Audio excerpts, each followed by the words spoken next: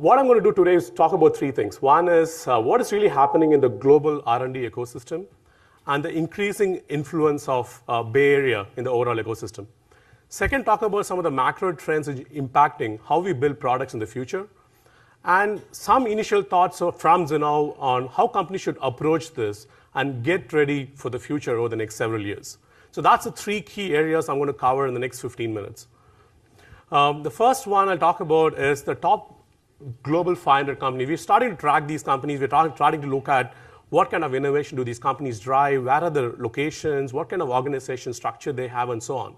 So the top 500 companies in the world in terms of R&D spend $577 billion, right? And it's growing at about 4% a year, twice the rate of GDP growth in developed locations. And the top 100 contribute 66% of overall R&D spend. And if you look at the top 100 from a profit pool perspective, it goes to about 80%. So top 100 companies really dominate the spend as well as profits.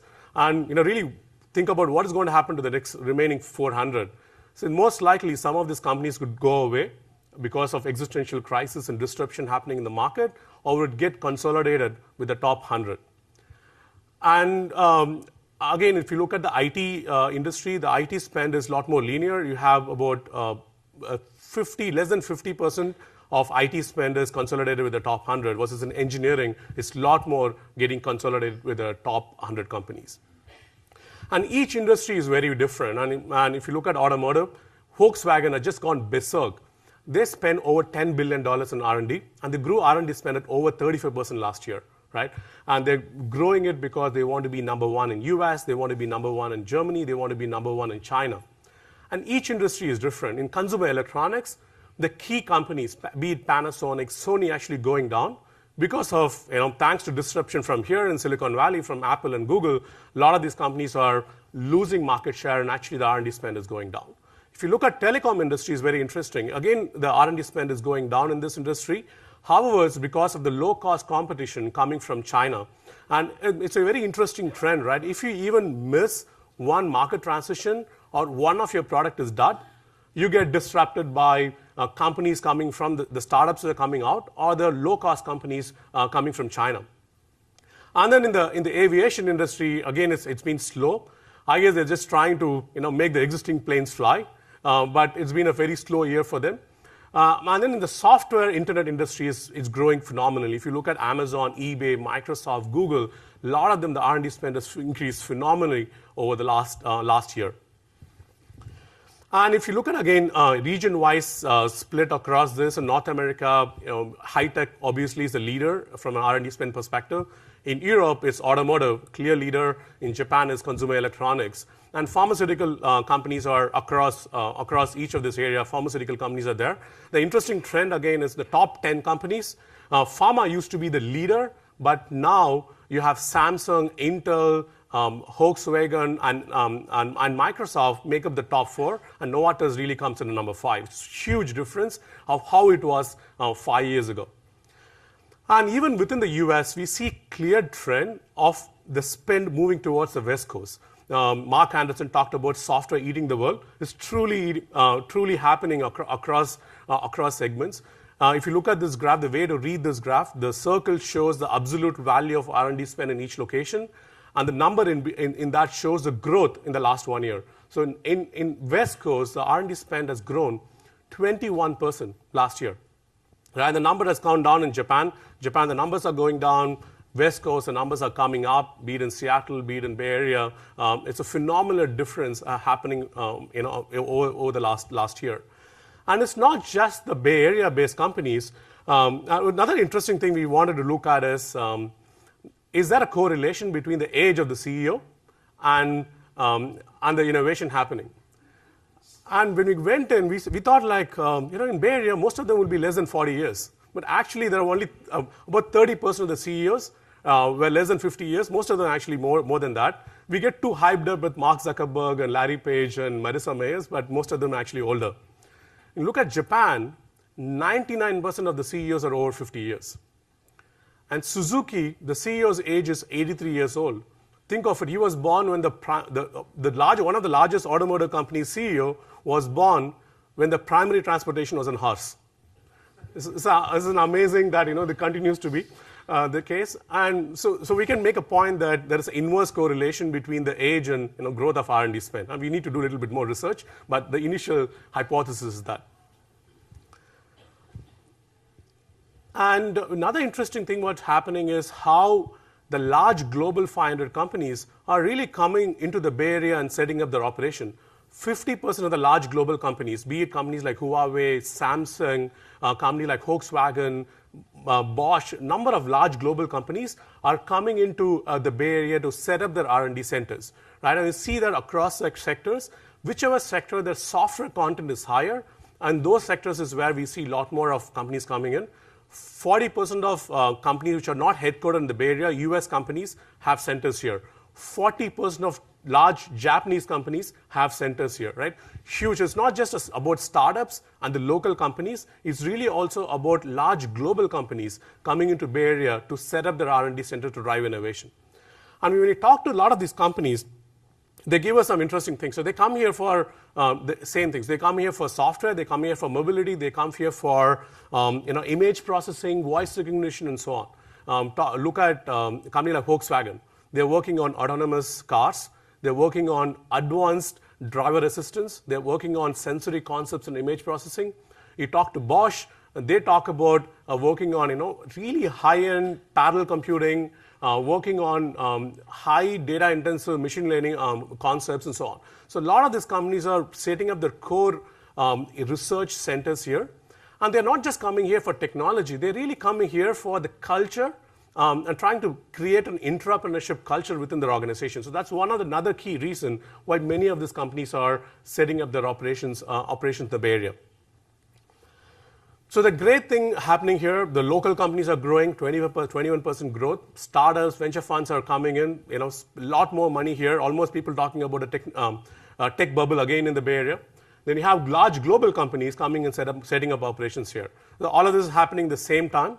However, some of the mega trends are changing the assumptions based on which we build teams and products. Great thing to be an engineer, but a very challenging time for people like you, senior engineering and HR leaders. You really have to build very strong teams. People are churning everywhere. And the assumptions in which you build these teams are also changing. So how do you react to that? So I'll spend the next few minutes talking about some of the trends and the implication. Nitika talked about some of the trends. I wouldn't go into details on a lot of these trends around consumerization, Internet of Things, social, mobile, analytics, and so forth, but talk about some of the implications these trends are creating. One is how a combination of consumerization of IT, the rapid growth of smartphones, and bring your own device is changing the way enterprise consumes software, right? So a lot of interesting enterprise software companies are coming in, small, medium, large, really starting to build mobile first. And some of these companies don't even have a PC software. The only software they have is like a mobile software, right? So this is creating three key challenges. The first challenge, in a PC world, we are really building out for a Windows mission. But now we have to really develop for three different platforms, be it Android and Windows and iOS. Second challenge, the average age of engineers in the Bay Area is actually 40 years old. At 40 years old, most of us we can't even look at a phone without wearing our reading glasses. Now these engineers actually build products and test on a mobile phone. It's going to be very, very tough for a lot of these engineers, right? And third is the expectation from customers. The customers, even though people crib about, hey, what about security? I don't want my data to be outside and all of that. But really, they want us to be context aware. They want you to know about their location. They want you to know about understand their voice, understand how their eyes is moving, understand their thoughts. So the customer is really wanting you to have a lot more context, right? These are some of the key challenges when companies are, because of consumerization of IT, and enterprise software companies has to start focusing on some of these areas. And it's not just happening in software, right? It's happening across industry. And we're looking at this interesting hospital in Germany using iPad for aided surgery. They did a liver transplant using iPad to aid them in the whole process. If you go to some of the smaller retail shops across the US, today it's about iPad plus Squire is just taking out the traditional POS machines. Then you go into industrial robots. A lot of industrial robots are now being managed. You can actually control the robot using an iPad, which is amazing, right? So the whole mobility and consumerization of IT is not just impacting enterprise software, it's impacting every single industry. And because another key interesting trend is about how cloud is making it easy for you to release software on a regular basis, right? There's lots of these interesting startups from the Bay Area building these products and releasing these products so rapidly. The larger companies who are working on a 2-year roadmap are really struggling to get their products out very, very soon. Right? You're moving from a traditional waterfall to a more agile development. And interestingly, the agile is not about engineering. And many large customers complain that the engineering team is getting the product out every month. But the entire process to release the product post-engineering takes about a year. How do you bring lean and agile to the rest of the organization is becoming extremely critical. And many companies, especially when they have a hardware component to whatever they're selling, is finding it very, very challenging. The lean concepts has to work across the organization, including your sales and support and so on, compared to just your software teams.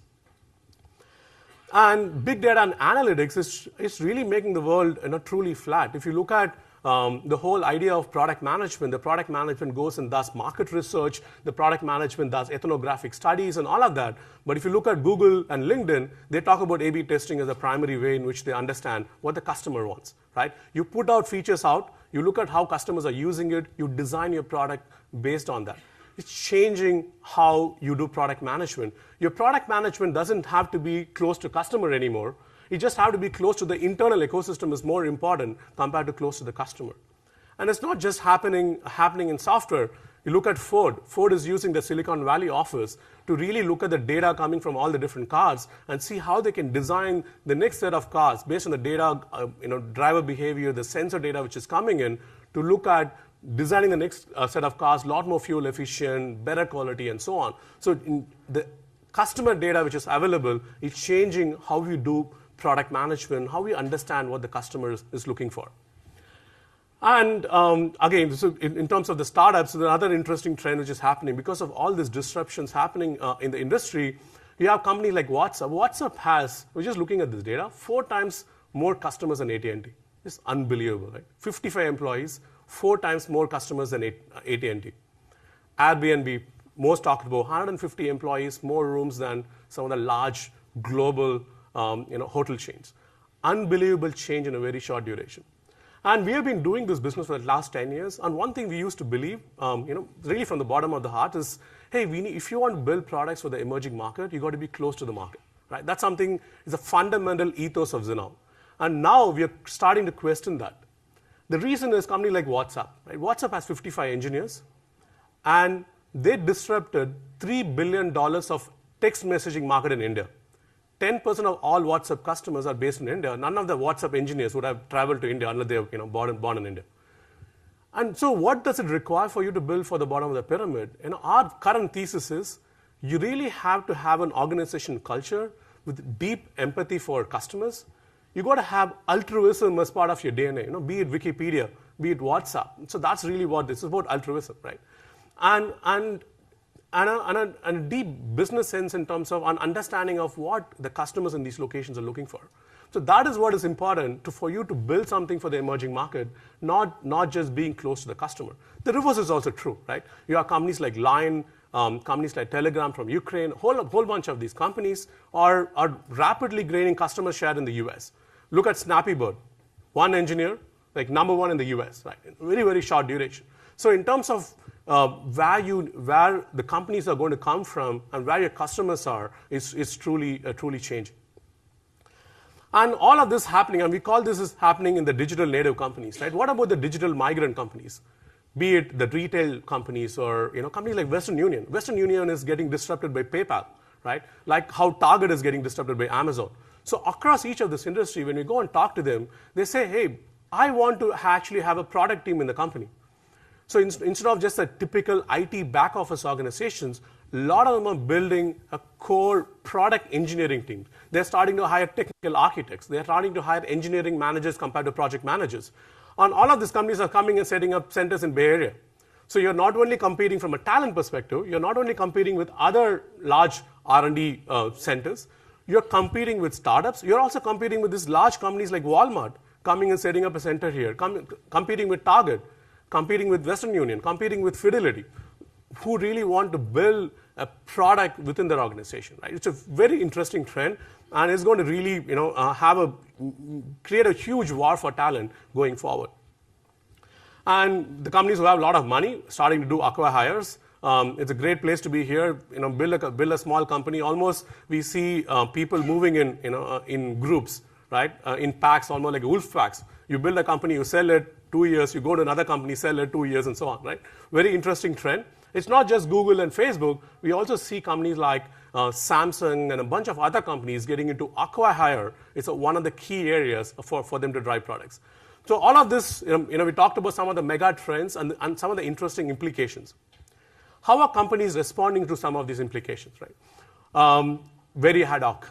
If you look at some of the things they do, we go to some of their offices, customer offices, they say, oh, this wing, I'm just going to make it an agile wing, right? Just change the office to the way it looks, and suddenly imagine that engineers are going to collaborate a lot. Wishful thinking from the CEO.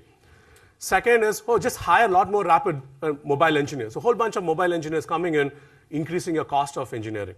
And the third interesting trend, especially some of the internet companies, the CEO is like, okay, I'm so cool, I want everybody to be close to me.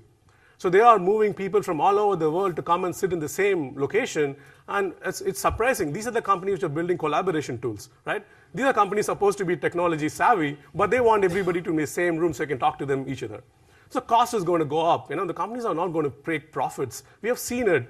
We've seen what happened to Motorola. We've seen what happened to General Motors. It is going to happen to the companies here, right? It's just a matter of time. So if you're going to just rapidly increase your R&D cost, it's going to be a major impact going forward. And a lot of hackathons. So I want to drive these ideas from different people, running these hackathons, internal, external, and so on. So a lot of these ad hoc steps currently to drive these changes. What we are suggesting is, take a little bit structured approach, right? Do the same thing, but take a structured approach. Look at it in 3 areas. Look at organization structure. Look at people and process. From a structure perspective, one of the key things is looking at your product portfolio and making them dynamic, right? Right now, it doesn't make any sense to have a product roadmap for more than 6 months. You don't know what competition is going to come from, where this competition is going to come from. You don't know how the trends are going to change. How do you create a dynamic portfolio of products, and how do you have a mechanism to look at competition on a regular basis? You don't look at competition only during strategic planning. You've got to look at it on a regular basis. So how do you drive dynamic portfolio is very critical. Second is self-contained global teams. A lot of companies set up these global centers for cost reason, right? So you have every engineer who let go in the Silicon Valley. You had 3 engineers in China or India. It created a massive mess across companies, right? You have all these teams, spread across. Decision making from everywhere. Productivity is very low. Overheads are very high. So how do you clean this mess up, and create self-contained teams who can make independent decisions and react very fast to what's happening in the market? That's going to be critical. Third is, just consolidate. When you're acquiring a company, just consolidate them to the closest R&D hub. It's going to be very critical to consolidate some of the smaller centers and have a few large centers. And fourth, what we call is network ecosystem. So how do you work with the universities? How do you work with the startups? How do you work with some of the service providers to drive innovation within your organization? And creating a structure around that is critical. And imagine, like I said before, the next Airbnb and next WhatsApp can come from anywhere. So try to make your network global than just thinking about network, 10 miles around Palo Alto. People, one key thing is about reskilling people. So how do you reskill a lot of your engineers to some of the newer areas around analytics and mobility? It's going to be extremely critical. Second, look at acqui-hire, not just local, but also look at it global. And optimize your talent portfolio. Just because Steve Jobs said that Apple hires only A players, every CEO in the Bay Area said, I will only hire A players. I will check every resume. You have all these players coming in, and you don't have roles to give them, right?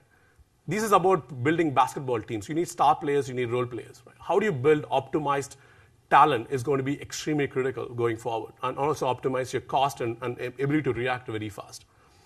Process, move from agile to distributed agile. There are lots of tools and processes which will allow you to get into a distributed agile. It's extremely critical.